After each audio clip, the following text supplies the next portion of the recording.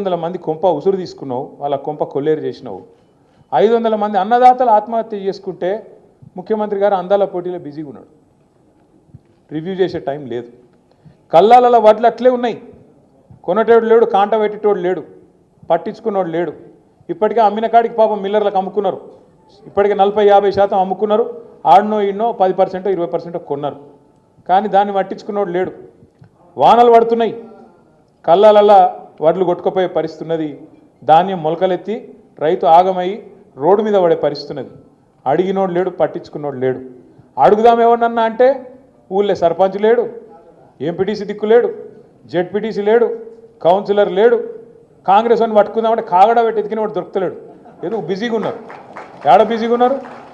కాగితాలు పట్టుకొని సెక్రటేరియట్ చుట్టూ గిర్ర గిర్ర గిర్ర తిరుగుతున్నారు.